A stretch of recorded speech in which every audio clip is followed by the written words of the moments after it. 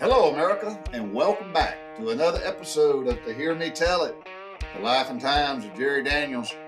When you've had your daily dose of today's craziness, dealing with all them Karens out there, ride shotgun with old JD as he goes back and recounts the life and times of growing up in the South during the 60s and 70s. I believe we were called baby boomers. Stories that you will say, yep, I done that, but I ain't gonna tell my kids, and I ain't never told my spouse. But whatever the truth be, it will be this, to hear me tell it. Well, hello, folks, and welcome to another episode of To Hear Me Tell It. I still got to learn, man. I'm shaking my desk. I see the damn Hootagator moving there. But, hey, I want to start by saying thank y'all, and I mean that sincerely. Thank you to each and every person who listens to the podcast, whether it's on podcast or Spotify, or those who have now started to tune in and have subscribed but are tuning in to the YouTube channel.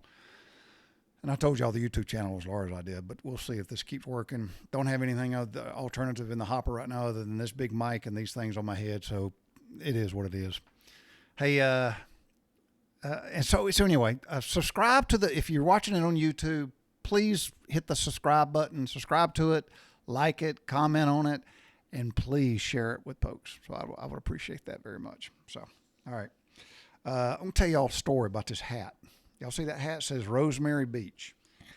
I didn't even know where Rosemary Beach was. And I may have shared this with y'all one day because I was wearing this hat, and a guy says, he said, oh, you go to Rosemary Beach often? I said, where? He said, Rosemary Beach. I said, where the hell's that? He goes, I don't know. You got the hat on. I got this hat. Get this. I got this hat right here, Rosemary Beach. And Larry Kirksey will know where I got this hat because me and Laura one day went to a big fancy estate sale. I bet this house was $4 or $5 million. You couldn't even park near the house. You had to drive into this big, huge, fancy country club. They parked you at the golf course. They shuttled you from that parking lot over to the where the house was, and they only let so many people go in the house at a time. But me and Larry got to laughing because we was upstairs in the master suite. There, I may have talked about this before, but this house was bedroom. The bedroom, it just shows me, but it just shows how much damn money folks got. Because I can't fathom this. Their bedroom, to include the two separate bathrooms, this bedroom was massive. And it had a his and her bathroom, had a his and her changing room, and then it had a his and her closet on one floor. And there may have been some other stuff, but it was all on one level. It was more square footage than my damn house. How about that? So, but me and Larry Kirksey got in this in the man's closet, and we was trying on stuff, and we was laughing, and I got this hat. It's a good wearing hat. I like a good wearing hat. So I've never been to Rosemary Beach, don't know anything about it, but I got me a hat, and as all my hats, they get dirty. Why? Because I work a lot, and I do manual stuff. All right. Nothing to report on the honeybees because I don't have honeybees anymore, but I will share with you a little, I guess it was a parting, whatever, but maybe, I think it was 2 days ago, I was in the garden early in the morning watering the garden, and a honeybee was in the garden, and I thought, well, look yonder, there's a honeybee, and she came over there, and she lit on my hand as I was holding the nozzle thing, watering the garden. Man, my back itches. So she lit on my hand, and it's a honeybee, didn't sting me, and she just kind of walked around on my hand, and then she buzzed off. So I don't know, I could come up with a bunch of salty stuff like, she came to tell me bye. That's not true. But I would like to think that God sent that honeybee to say thank you. I did the best I could in 4 years. And anyway, it is what it is. I'm still not happy about it. All right. So that's it about about the honeybees. The chickens, man, the chickens are ramping up. As of today, I got to check my numbers here. But as of today, and I think we've had the chickens a whole whopping, trying to think how long we've had them. We've had them for 13, well, no, we've had the chickens since March. the chicken started laying eggs 13 days ago. So 13 days ago, the chicken started laying eggs. And counting the ones that I've already eaten, and 2 that busted, we're up to 57 eggs in 13 days. Those are pretty good numbers. I went out to the chicken coop this morning. My 2, the ones I call got crazy eyes that Laura don't like. They're the sapphire gems. They're the gray ones. They're solid gray, and they got the mohawk thing going on in their head. Laura don't like them because she says they have crazy eyes. Those started laying before anybody. They were laying at 18 weeks, 18 and a half weeks. And them 2 girls will lay an egg before 8:30 in the morning. So they're on the nest quick. Yesterday, get this, one of them, I'm going to say it was Laverne, because I have to see them from the back to tell which one's Laverne and which one's, I'm sorry, Thelma and Louise. Which one's Thelma and which one's Louise? I have to look at them from the back.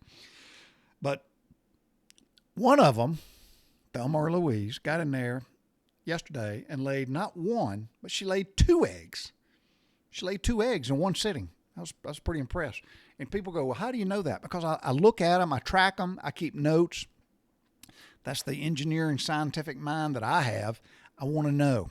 So I keep a log and I want to know who's doing what.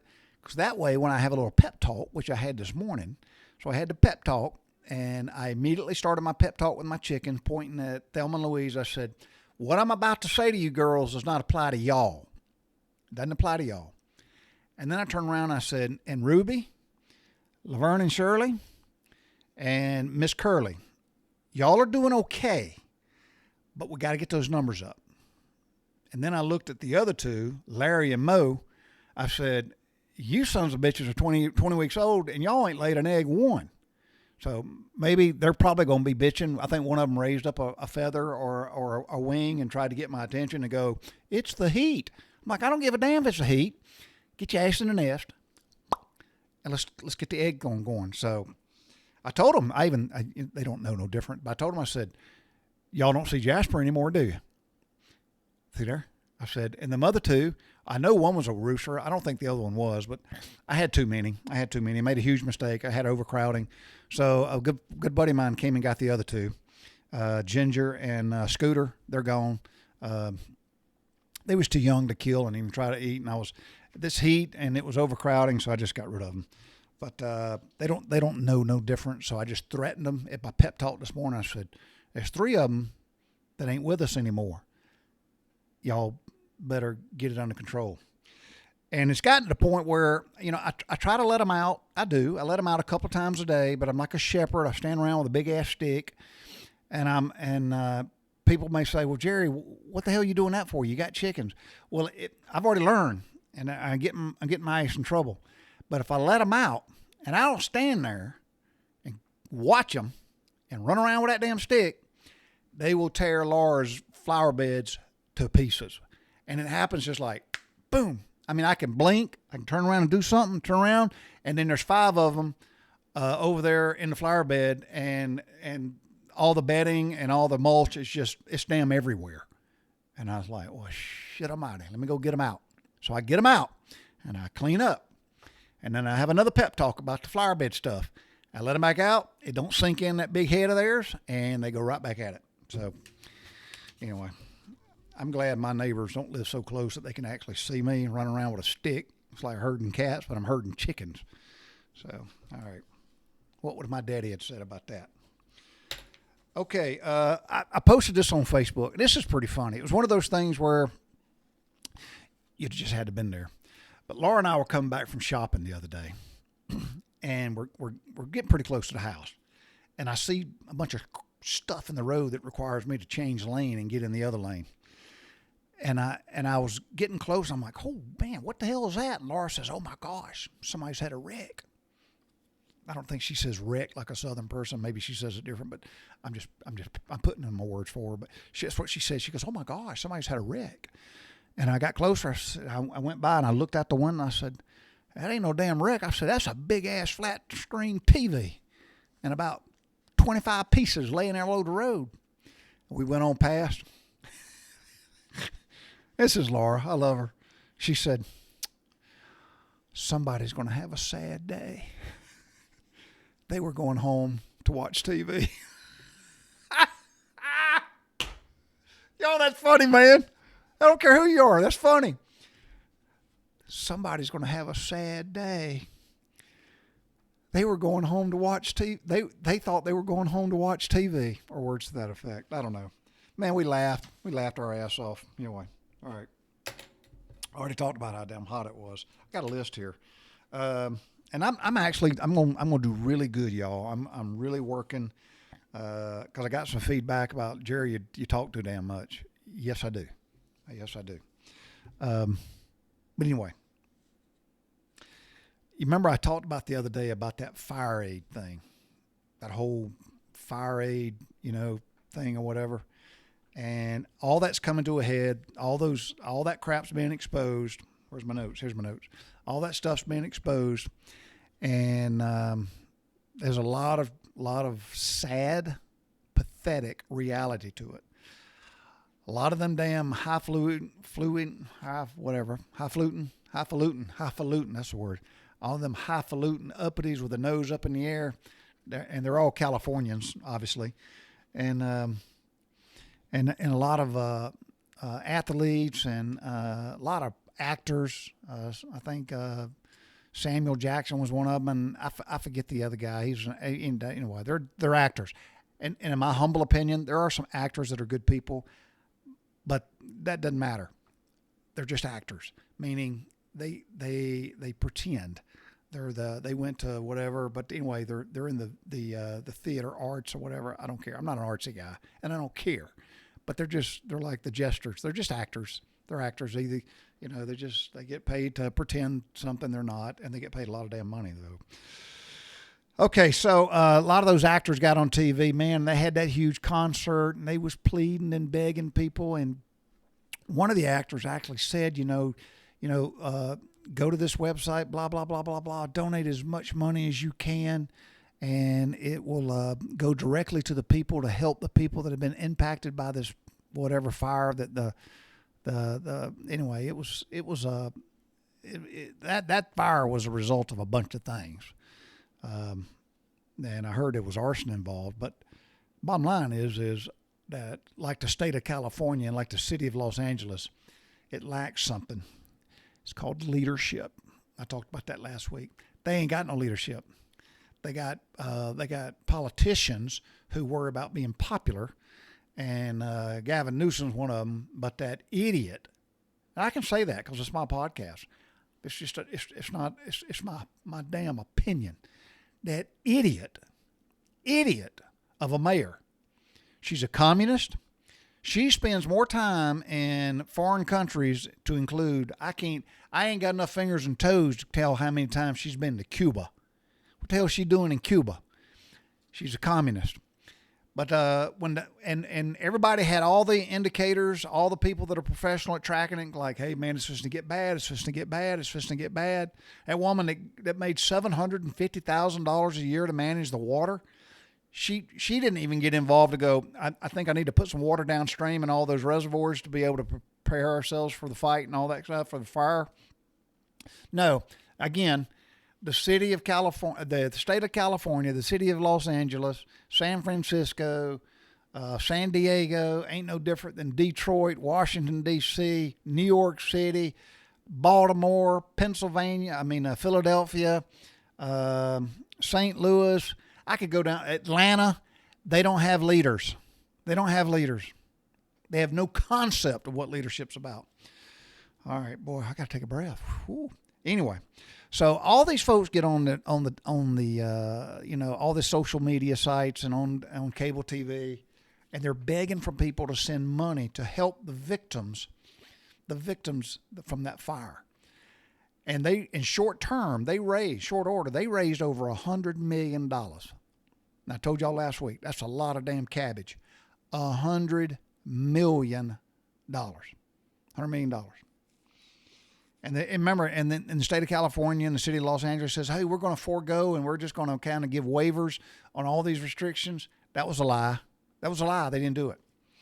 And very few, if any, I haven't seen anybody say, well, yeah, I got some money. But where did all that stuff go?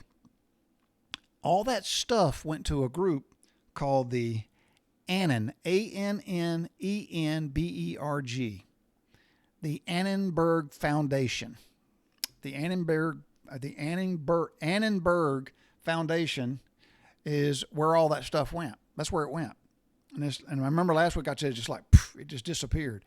Well, let me tell you something. I'm going to read this off the screen right here. But the Annenberg Foundation is involved with Fire Aid. That's what we're talking about. A fundraising effort for the victims of the January 2025 Los Angeles wildfire. And remember, Trump was inaugurated in January, and the liberals immediately blamed Trump for this freaking fire. That's what liberals do. All right. Fire Aid specifically is a concert and a donation drive that was aimed to raise money for both immediate relief and long-term fire prevention initiatives. Huh. I thought that's what tax dollars was for, but that's okay. We're in California and Los Angeles. They don't spend the tax dollars wisely. So when shit hits the fan, they got to go ask people, well, give us some more money. Why? Because we squander everything else. We're reckless and careless with all your money. So we just blow it away. Says the Annenberg Foundation is responsible for managing and distributing the funds that was raised by the Fire Aid effort. While the concert has raised significantly funds, reported in excess of $100 million, there are now concerns being raised about the transparency and the effectiveness of the fund distribution process. With some individuals affected by the fires claiming, says some, and this is, I don't know who wrote this, but anyway, some, says that they haven't reported, they've reported that they haven't got anything. So what did I do this morning? I thought, the Annenberg Foundation. If you type in Annenberg Foundation and go to the annenberg.org website, trust me on this, it just pops up. Now, and today, it's just one big, massive, blank, black screen. And on that screen, the only thing that's on that screen is Wallace, Wallis, Wallace H. Annenberg, 1939, 2025. I thought, well, I must have typed something wrong, so I did it like 3 times and kept going back. Their website, for the lack of better words, has been shut down.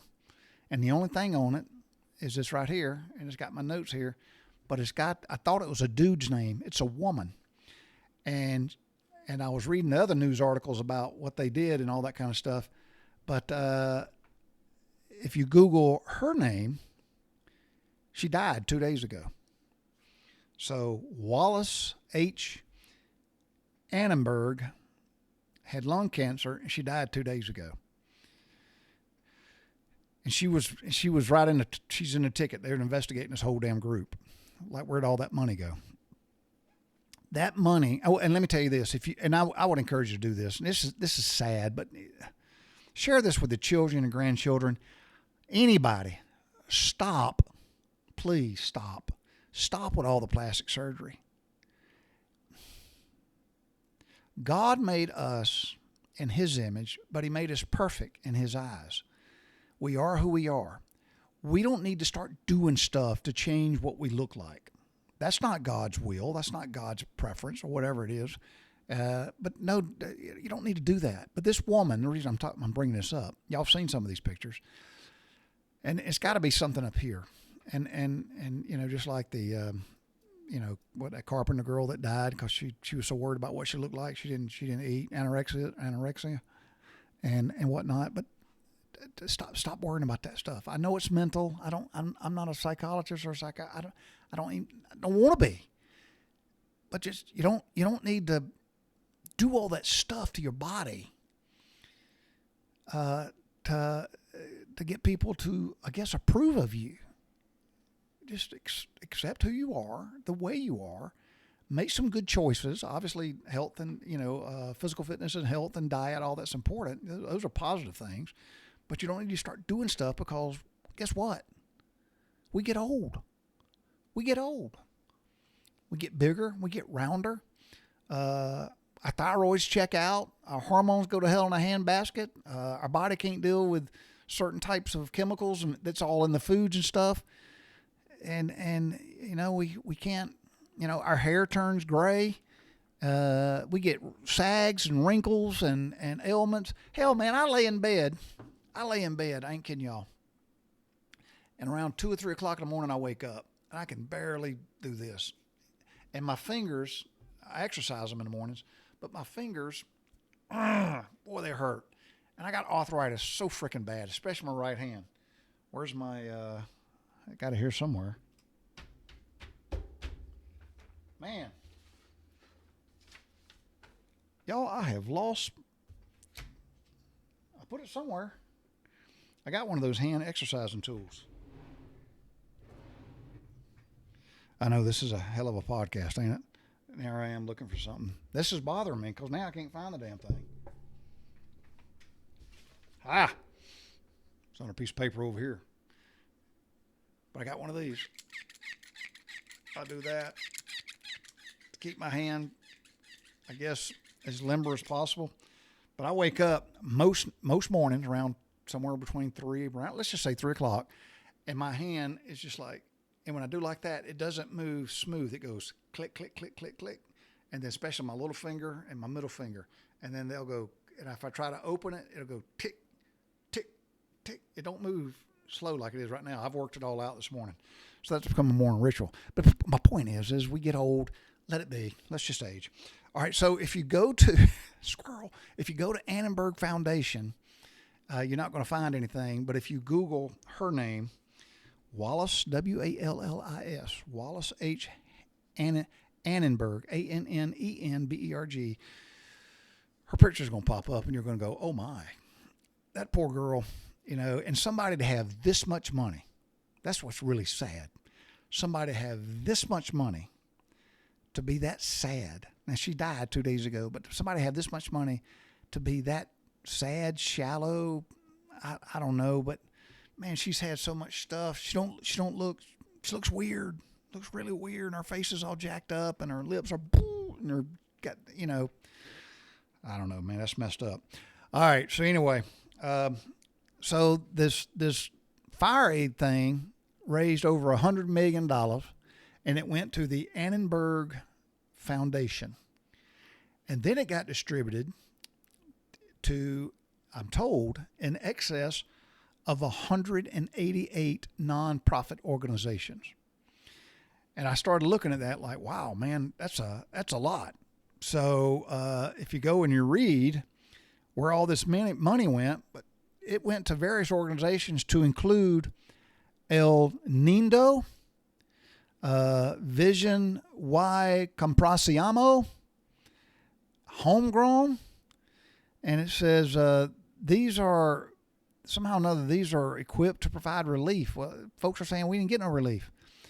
And anyway, it was a scam. And liberals always fall for scams. Always. Liberals, they don't use this, they use this, and they get all emotional, and it's the wokeism. It's part of the being a woke. But they got suckered into it, just like all those folks who gave all that money to BLM, the whole Black Lives Matter organization. They took that hook, line, sinker, and all, and they got took bad. But you know what? I bet the same damn people who give Black Lives Matter some shit gave fire aid some money, and now they've been burned again. So, oh well. So, more to follow. I'm gonna keep an eye on this story because I want to find out what's going to happen, because what I'm reading is it was freaking criminal. Criminal is what it was. Anyway, and who would believe anything that Gavin Newsom and whatever that damn mayor is of Los Angeles? Anyway, I think they're all criminals. That's just my humble opinion. All right. So I said I was going to keep it low, and I'm already at the 24-minute mark. I'm really going to strive to keep these at 30 minutes or less. So I want to wrap up with one more thing. Y'all know I have a garden, and I love to garden. I do, and I'm not really good at it. I'm just hit and miss. This year, the best tomatoes that I've ever had is this year. And these are the tomato plants that the United Community Bank gave me on Customer Appreciation Day. And I took them home and I planted them with all my other tomatoes. These tomatoes are good, and the reason they're good because they're massive. They're big tomatoes. I like big tomatoes, but they're bright red. They're hearty. They got a lot of taste to them. These Sons of Guns are good, man, and they're massive. And yesterday I had 2 tomato sandwiches. A couple of days before that, and I'm going to post them in this video here. But a couple of days before that, I had a BLT. Whew, son, made me and Laura some BLTs.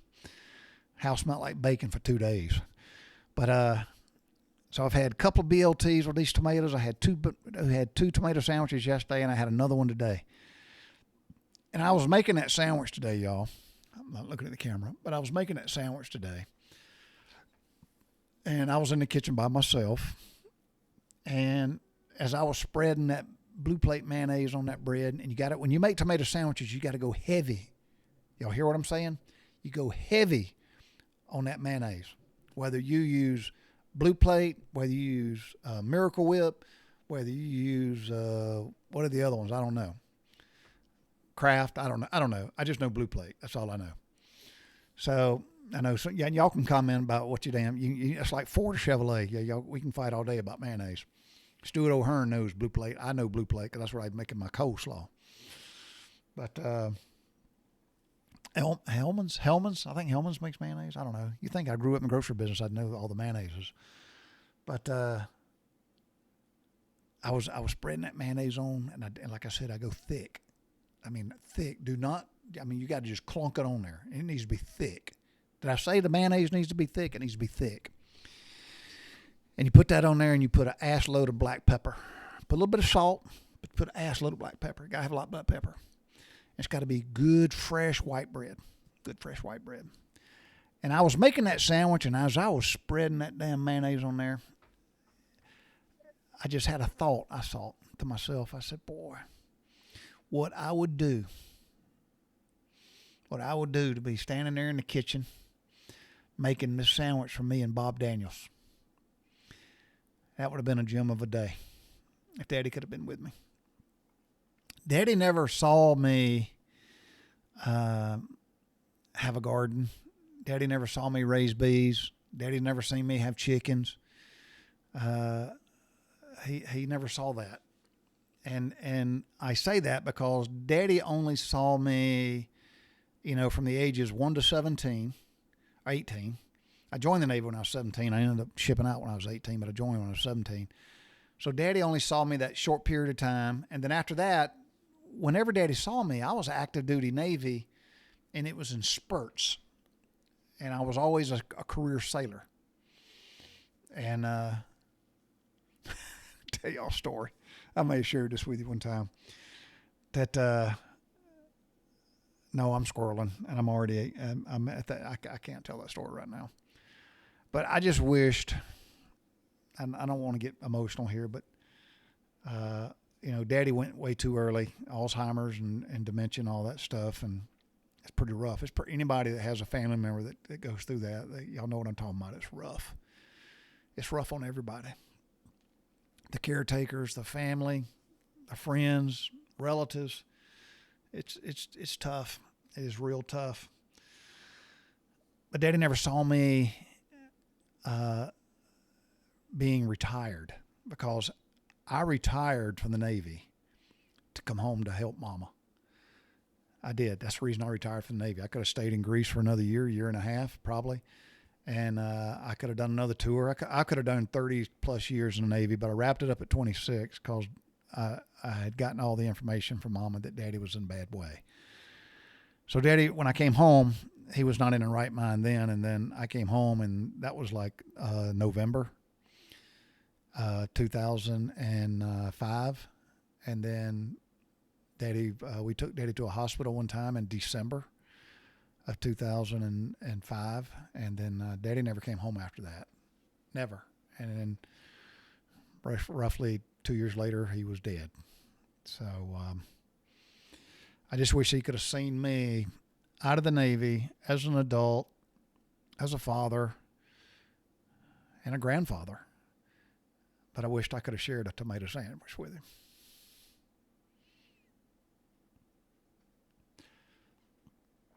He liked tomatoes. He loved tomatoes. He loved tomato sandwiches. And I shared with y'all before that, when I was growing up and everything, I'd see Daddy, especially when tomatoes was in season, the local folks was growing them. Daddy would cut him a big old slice of tomato. I mean, it was that thick. He'd cut him a big old slice of tomato and it'd be on a plate by itself. He just put salt and pepper on it and ate it like a damn steak. And he always asked me, "You want some?" And y'all know what? At that time of my life, I didn't like tomatoes. So I missed it. I didn't get to share a tomato with my daddy. And I don't get to share it with him now. And Daddy, I know you're watching. So I had a tomato sandwich today for you. How about that? All right. Folks, that's all I got. I'll keep tracking this fire aid thing. I want to find out where that damn money went. Not that, I can't do anything about it. I just think it's a damn shame. So I'm not going to talk about all the other things that are in the news. And matter of fact, Laura came downstairs this morning. I'm already at 31 minutes. Laura came downstairs this morning, and within 5 minutes of sitting in her chair, she put her phone down and she goes, "There's nothing positive in the news." I didn't say nothing. Well, yep. I tell you what, if you live somewhere alone and you ain't got the news all over you and you ain't got all this social media crap, I bet that's a good life. And I have forgotten what it felt like. So I hope to get back there one day. Wow. All right, folks, that's all I got, man. God bless y'all. God bless America. Mike Coker, I hope you like tomato sandwiches. And I don't know if you get them where you are, but if you are, take a break from the 18 holes of golf today and you get yourself a tomato sandwich. You got to wash that cigar taste out of your mouth, though, because you get the full effect. Don't be having no whiskey and cigar with a tomato sandwich. I'm just telling you. Iced tea, maybe, but not whiskey and not a cigar. So that's it. Y'all be safe. Bicycle.